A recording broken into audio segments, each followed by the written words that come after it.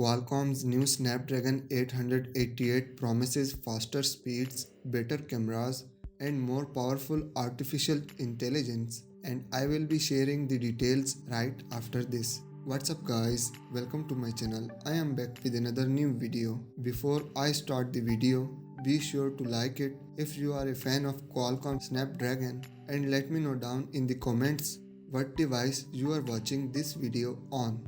Qualcomm teased the Snapdragon 888, its latest 5G equipped flagship smartphone processor, on the first day of its Snapdragon Tech Summit, but at the Day 2 keynote, the company provided all of the details on the new chipset, which will be the brains powering almost every major 2021 Android flagship. The new processor will feature Qualcomm's new Kryo 680 CPU, which will be one of the first devices to feature ARM's latest customized Cortex X1 core and promises up to 25% higher performance than last year's chip with a maximum clock speed of 2.84 GHz. And the company's new Adreno 660 GPU promises a 35% jump on graphics rendering in what it says is the biggest performance leap for its GPUs yet.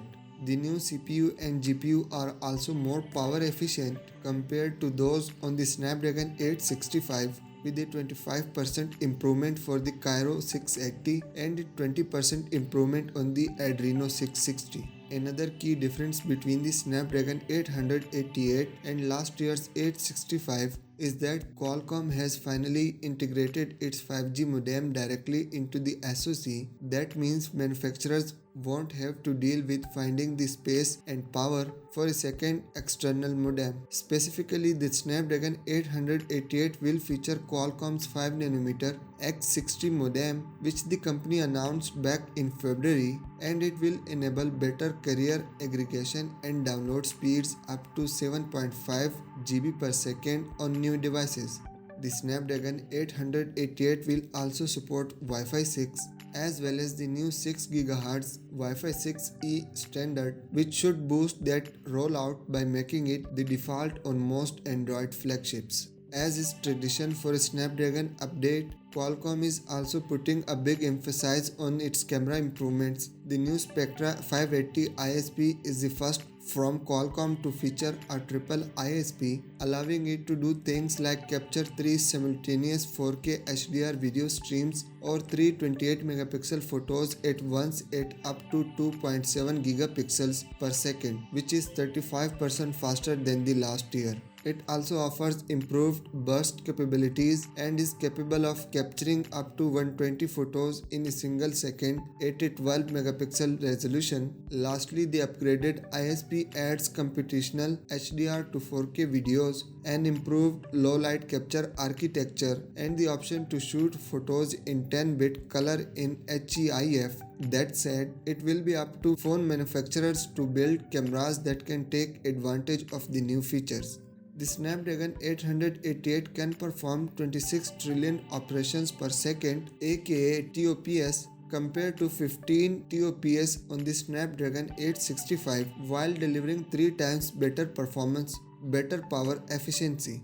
The first Snapdragon 888 smartphones are expected to show up in early 2021, which means it won't be long before we will be able to try out the next generation of Android flagships for ourselves. On the other hand, Oppo Find X3 series will unsurprisingly use the Snapdragon 888 processor.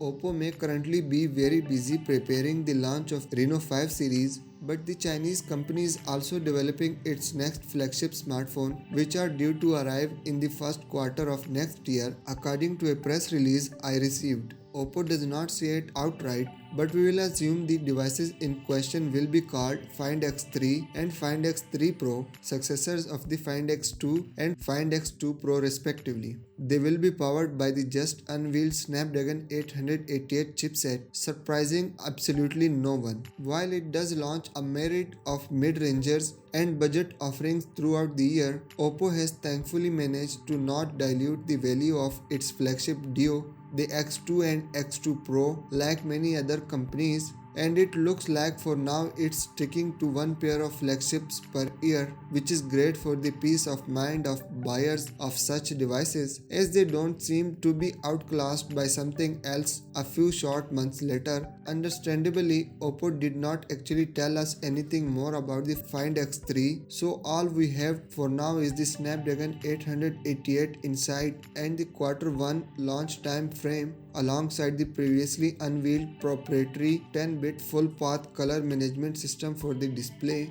That's more than nothing, but not a lot. Stay tuned and I will keep you updated once I find out more.